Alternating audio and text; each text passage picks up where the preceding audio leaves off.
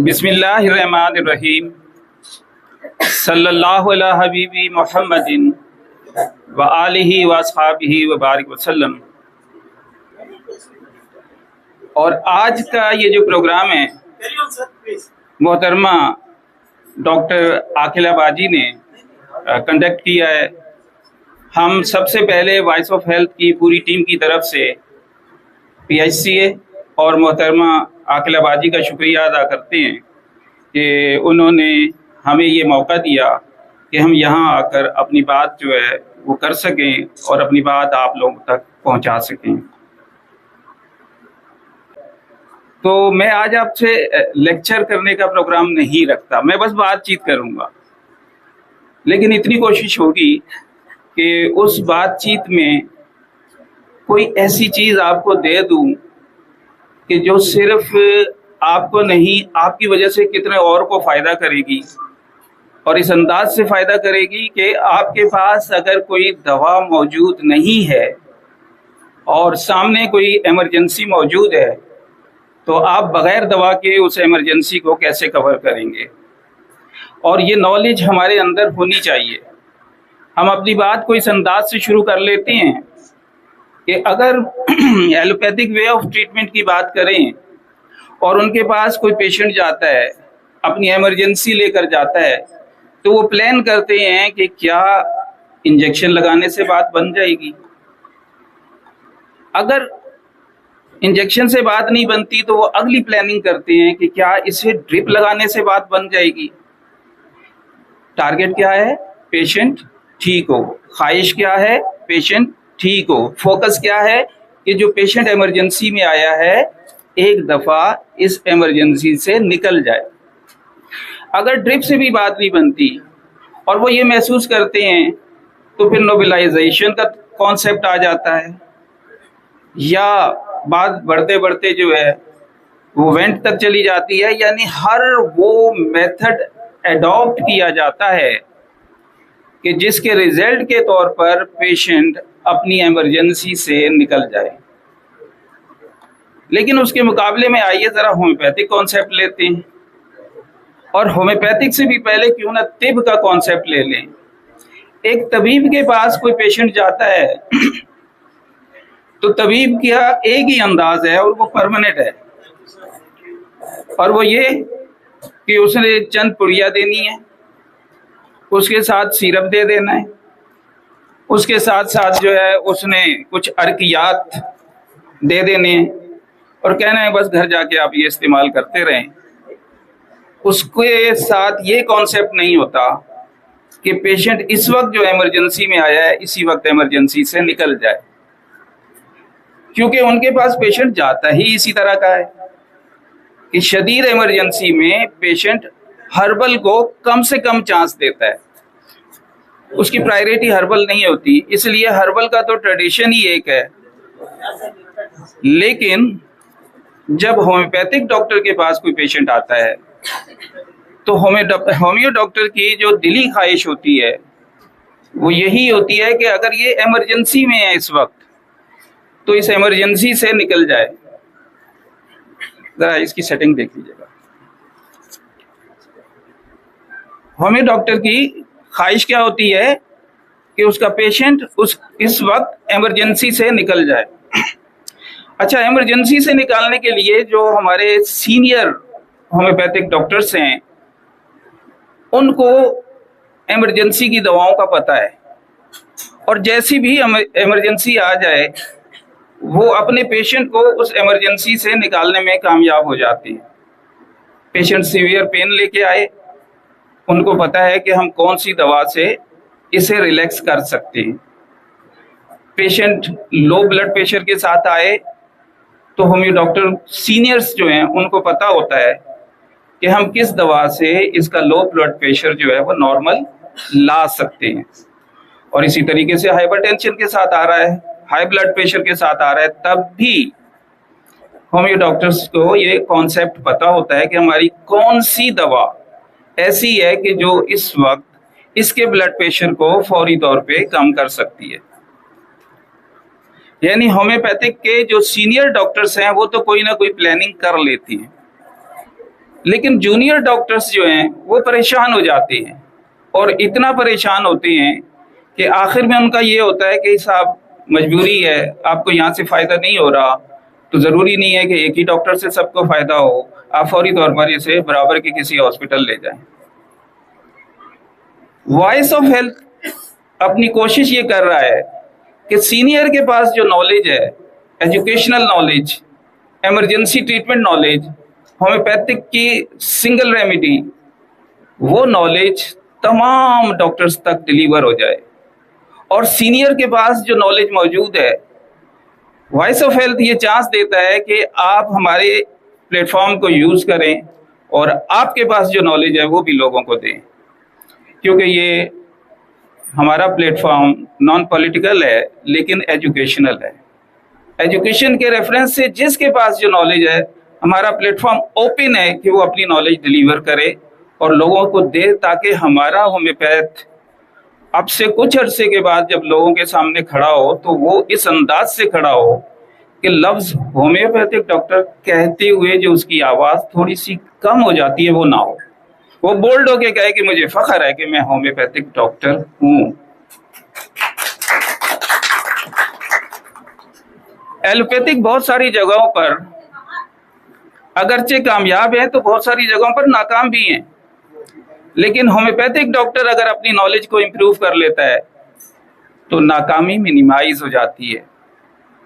कोई मुकम्मल नहीं होता, चाहे वो इनिशियल स्टेज में है, चाहे ज़िंदगी के 40-50 साल दे चुका है, मुकम्मल कोई भी नहीं होता। लेकिन कॉन्फिडेंस का अंदाज बदल जाता है। नॉलेज हो तो कॉन्फिडेंस का अंदाज बदलता है। नॉलेज होनी चाहिए, और नॉलेज इस अंदाज से होनी चाहिए कि आपके पास इमरजेंसी है, हमने इस इमरजेंसी से पेशेंट को निकालना है, ये वाला कॉन्फिडेंस आपके पास होना चाहिए। और ये कॉन्फिडेंस ही पब्लिक में आपकी आवाज़ को थोड़ा सा बुलंद करेगा। जब आप किसी पब्लिक में कहेंगे तो फख्र से कहेंगे, हाँ मैं होम्योपैथिक डॉक्टर हूँ। और हमारी दिली ख्वाहिश है, और हम इस ख्वाहिश को पूरा करने के लिए बेलौस अंदाज में, नॉन कमर्शियल अंदाज में अपनी खिदमत पेश किए हुए हैं और करते रहेंगे इंशाअल्लाह। और हमारी ये भी ख्वाहिश है कि हम अब कराची से बाहर भी ये चीज़ जो है वो लेकर चलें। हमारा नेक्स्ट प्रोग्राम इंशाअल्लाह औरंगी टाउन में है।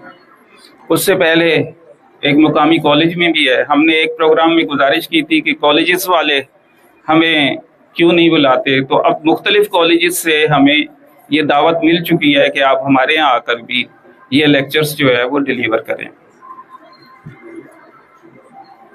अब देखना है, अब बात करते हैं कि साहब वो नॉलेज क्या हो सकती है। देखिए, पाकिस्तान में जो हेल्थ केयर कमीशन है वो 3 किस्म के मेडिकल ट्रीटमेंट को रिकॉग्नाइज करता है, और 3 से हटकर जो मेडिकल ट्रीटमेंट है उनको वो रिकॉग्नाइज नहीं करता। लेकिन अगर वो रिकॉग्नाइज नहीं करता तो इसका मतलब ये नहीं है कि वो ट्रीटमेंट ही नहीं है। अगर वो रिकॉग्नाइज नहीं करता तो कहीं इसका ये मतलब नहीं है कि वो ट्रीटमेंट ही नहीं है, या लोग उनसे फ़ायदा नहीं उठा रहे, या मखलूक को उससे फ़ायदा नहीं हो रहा, या दुनिया के किसी और मुल्क के अंदर वो तरीका इलाज गवर्नमेंट लेवल पर जो है अप्रूव्ड है। तो अगर हम बात करें तो चाइनीज़ तरीका इलाज एक्यूपंक्चर है। एक्यूपंक्चर में आपको पता ही है कि हम क्या करते हैं कि निडल्स का इस्तेमाल करते हैं। एक मखसूस पॉइंट पर जब निडल लगाई जाती है तो क्या होता है कि बॉडी की वो एनर्जी जो किसी भी वजह से ब्लॉक हो गई थी, उस निडल के लगाने से बगैर मेडिसिन के एनर्जी स्टिमुलेट होना शुरू हो जाती है, एनर्जी की ब्लॉकेज जो है वो खुलना शुरू हो जाती है और एनर्जी आगे की तरफ ट्रांसफ़र होती है। और जब एनर्जी की ब्लॉकेज ख़त्म होती है तो तकलीफ भी ख़त्म हो जाती है।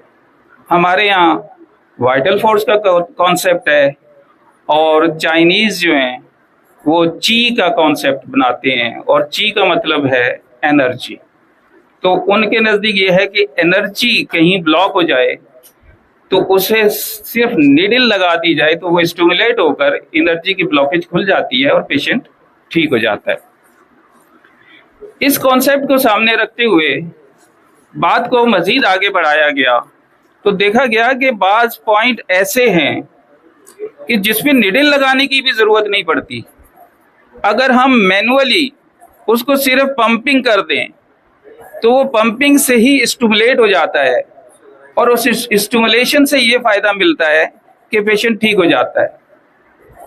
मैं गुज़िश्ता दिनों एक मुक़द्दस सफ़र पे गया हुआ था और जब ज़ियारात हो रही थी तो हमारी बस के अंदर आवाज़ लगी कि एक खातून जो है उनकी तबीयत बहुत ख़राब हो गई है, तो गाड़ी में कोई डॉक्टर है तो हेल्प करे। कोई नहीं उठा तो मैं उठा। मैंने कहा जी। जब खातून को जाकर देखा तो खातून स्वेटिंग कर रही थी, बहुत ज़्यादा पसीने आ रहे थे और अनकॉन्शियस हो रही थी, अपनी एक अच्छी पोजीशन में नहीं थी। मैंने कहा साहब मैं इन्हें ट्रीटमेंट देने के लिए तैयार हूँ, लेकिन मेरी गुजारिश ये होगी कि आपको बस रोकना पड़ेगी। उन्होंने कहा हम मुनासिब जगह पे रोकते हैं, जब तक जो आप इनकी हेल्प कर सकते हैं करें। तो उस वक्त जब उनकी पल्स देखी गई, देखिए जब भी आप प्रेशर पॉइंट का यूज करेंगे तो आपकी पल्स पे नजर होनी चाहिए। तो मैंने जब पल्स देखी तो वो पल्स बिल्कुल ही बैठी हुई पल्स कह लें, बिल्कुल ही बुझी हुई पल्स कह लें, या ये समझिए कि पल्स में जान ही नहीं थी।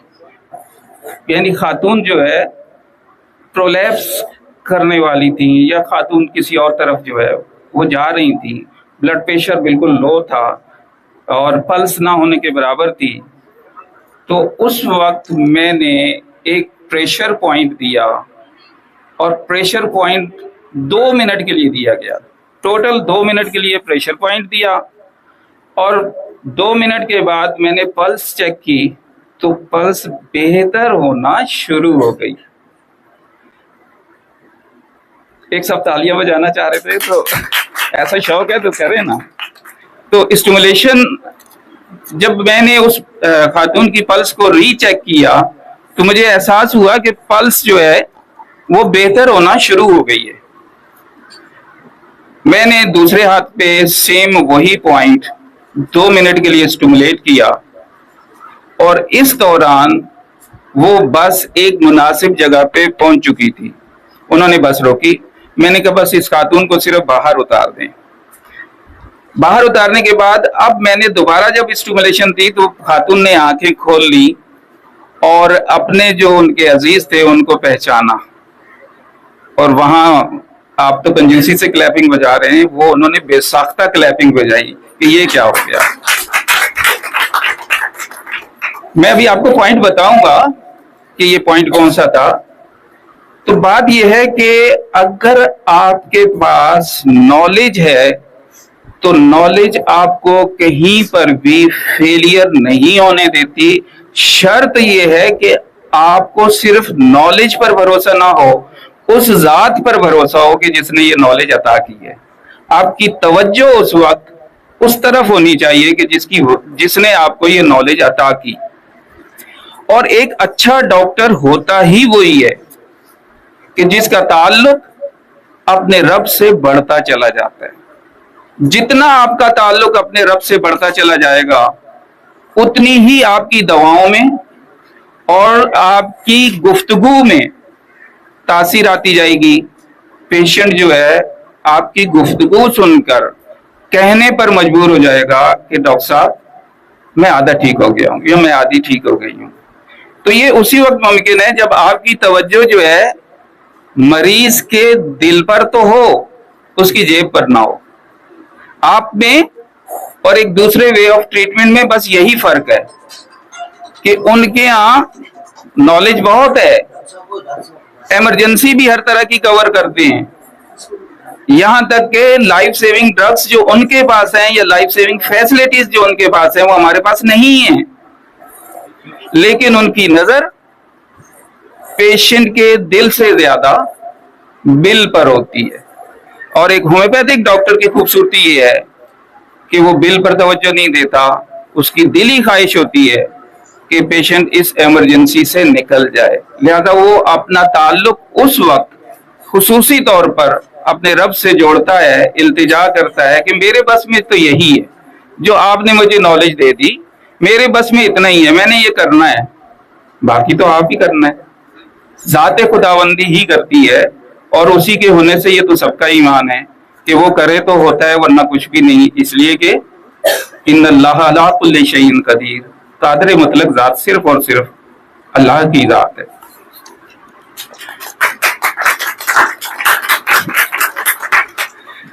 अच्छा, मैं एक जुमला अक्सर जो है इस्तेमाल करता हूँ और मुझे मजबूरन यहाँ पर भी कहना पड़ रहा है कि एक ताली होती है मजबूर ताली, बस बजानी है जी, किसी एक ने शरारत कर दी है, मैं भी शरीक हो जाता हूँ।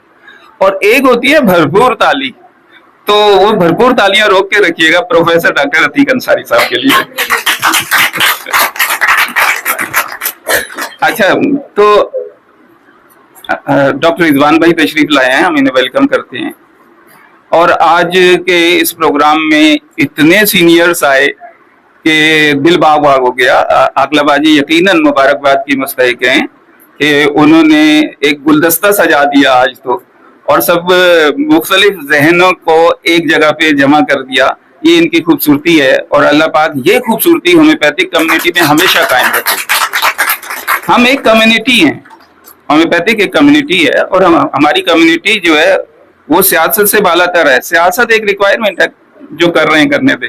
अच्छा, तो बात कर रहे थे हम कि प्रेशर पॉइंट दिया, खातून को नीचे उतारा गया, और जब अब प्रेशर पॉइंट दिया तो वो खातून बिल्कुल यानी आंखें खोल दी, पहचानने लग गई।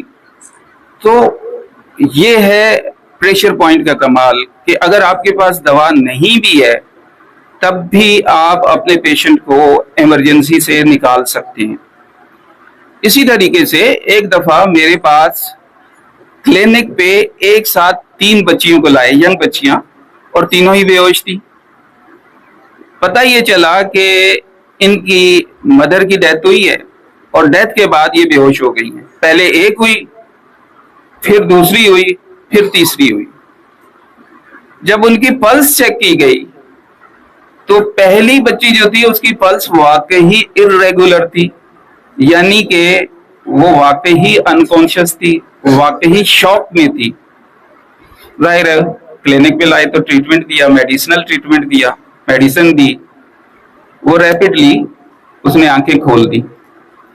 दूसरी बच्ची की पल्स चेक की तो वो रेगुलर पहले से ही थी, यानी अगर खुले लफ्जों में कहें तो वो ये कह सकते हैं कि उस बच्ची का ये एक मकर था कि वो उसने देखा फलां बहन को तो वो बेहोश हो गई है, तो मैं पीछे क्यों रहूं, तो उसने कहा ठीक है मैं भी बेहोश होती हूँ। तो मैंने सिर्फ उसकी जुबान पे डाइल्यूशन के 2 कतरे टपकाए, मैंने कहा जी बच्ची आपकी ठीक है। वो बच्ची ने आंखें खोल दी। जो तीसरी बच्ची थी वो बहुत ही ज्यादा सीरियस थी, क्योंकि उसने 2 बहनों को भी, यानी एक डेथ और 2 बहनों को गिरते हुए देखा था, तो वो बहुत सीरियस थी। तो उसको साथ मेडिसिन के प्रेशर पॉइंट भी देना पड़े, और यकीनन वो भी उसी वक्त वहीं पर जो है वो ठीक हुई। तो प्रेशर पॉइंट का नॉलेज आपकी जो मेडिसिनल ट्रीटमेंट है उसमें हेल्प करता है, और आपको एक नई ताकत जो है वो देता है। अगर हम बात कर रहे हैं कि ये प्रेशर पॉइंट कौन सा था, तो एक्यूपंक्चर में ये पॉइंट ऐसा है कि इसकी खूबी ये है कि ये लो ब्लड प्रेशर को नॉर्मल करता है। अगर तो पल्स रेट इर्रेगुलर है तो उसको नॉर्मल करता है। डॉक्टर खालिद भाई तशरीफ लाए हैं, हम इन्हें भी वेलकम करते हैं। तो मैं बात कर रहा था कि ये पॉइंट जो है लो ब्लड प्रेशर को भी नॉर्मल करता है। उसके साथ अगर नोजिया फीलिंग बहुत ज्यादा है, हम परेशान होते हैं, पेशेंट को इतना नोजिया हो रहा है। अच्छा, प्रेशर पॉइंट की खूबसूरती ये है कि आपको पैथोलॉजिकल उसका जो एंगल है वो मालूम होना जरूरी नहीं है। ये इमरजेंसी पॉइंट, चंद एक इमरजेंसी पॉइंट ऐसे हैं कि जिसके लिए पैथोलॉजिकल कॉज का पता होना जरूरी नहीं है आपको। यानी कोई भी कॉज है, आपको इस वक्त ये हो रहा है कि पेशेंट ने बताया कि इसे नौसिया बहुत ज्यादा है, तो आप वो प्रेशर पॉइंट जो है, इसी प्रेशर पॉइंट से उसका नौसिया ठीक कर सकते हैं।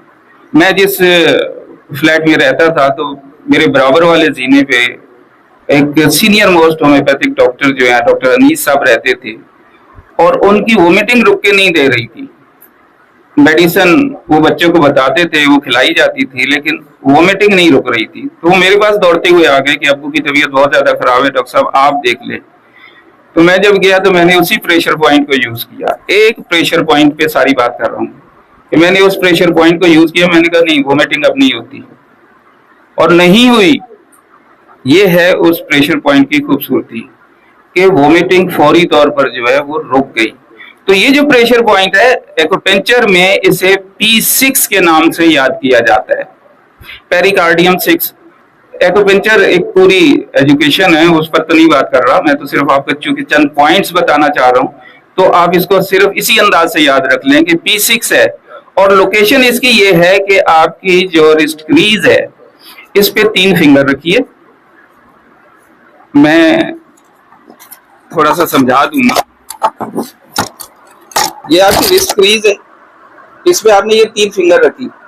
3 फिंगर के बाद जहां आपकी ये तीसरी फिंगर है, इसके नीचे आपको 2 हार्ड टेंटिकल्स फील हो रहे हैं।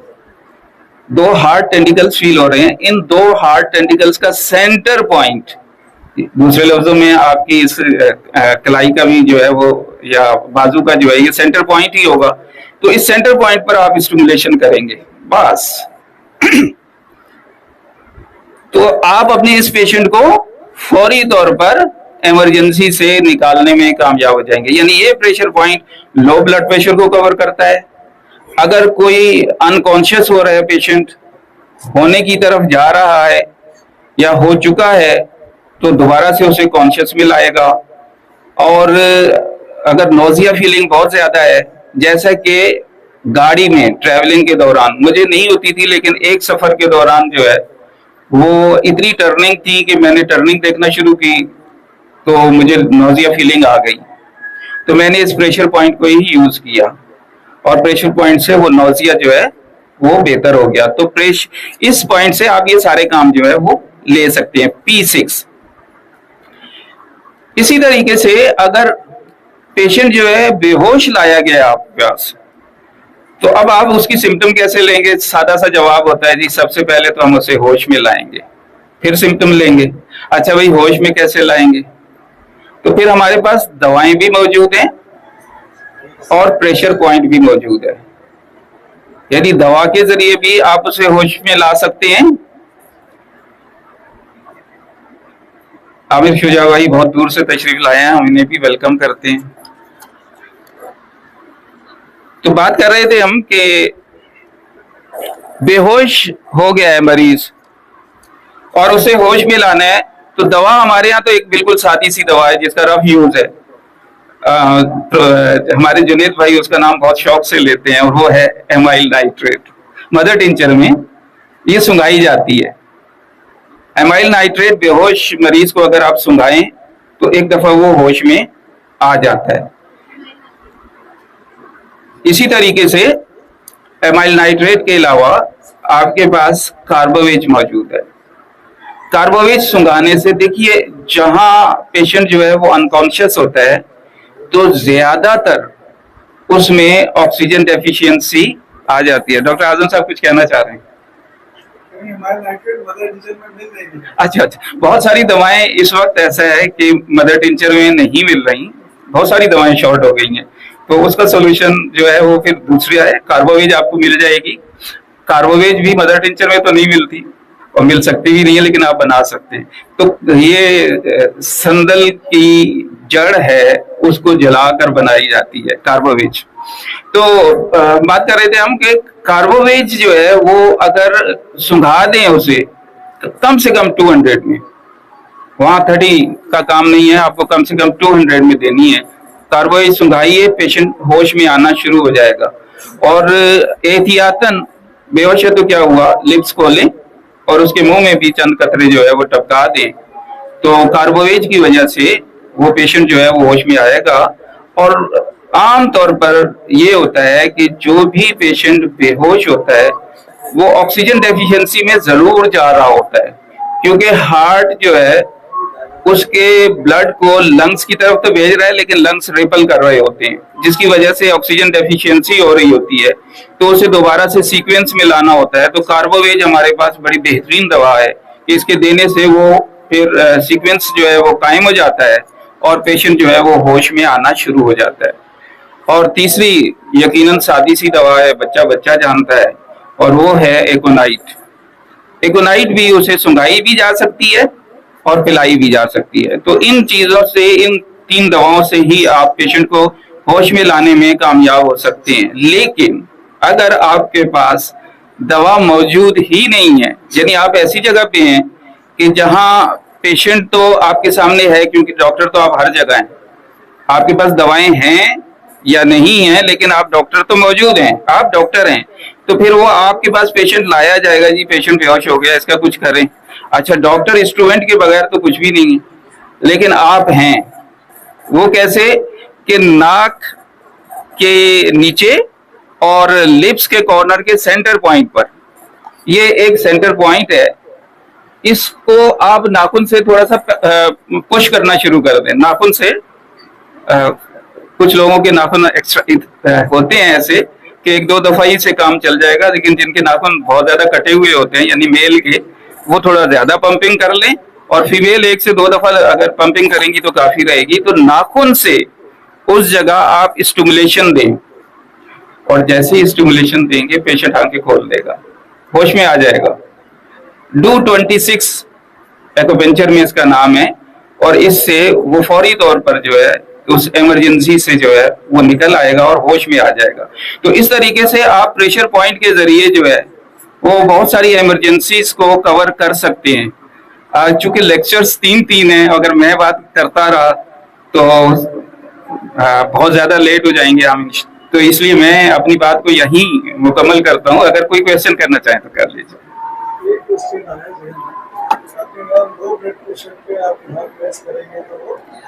मैं समझ गया। अगर वो हाई ब्लड प्रेशर के शुरू के बाद अनकॉन्शियस हो गया, यही काम करेगा या काम उल्टा करेगा?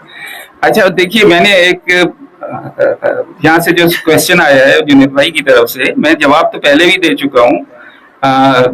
लगता है कि बहुत से और चेहरों की तरह तवज्जो कम थी। मैंने बताया था कि प्रेशर पॉइंट की खूबसूरती ये है कि आपको पैथोलॉजिकल एंगल पे जाना ही नहीं है, लेकिन चूंकि मैंने लफ्ज लो ब्लड प्रेशर इस्तेमाल कर लिया था, इसलिए क्वेश्चन जीनियन है कि अगर हाई ब्लड प्रेशर की वजह से वो अनकॉन्शियस हुआ है तो भी क्या यही पॉइंट होगा?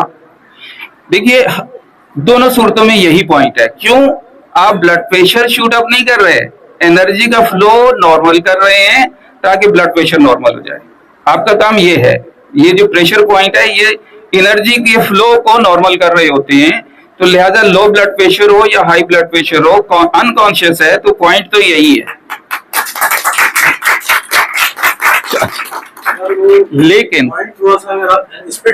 जी मैं करूंगा। अच्छा, हाँ डॉक्टर साहब ने, देखिए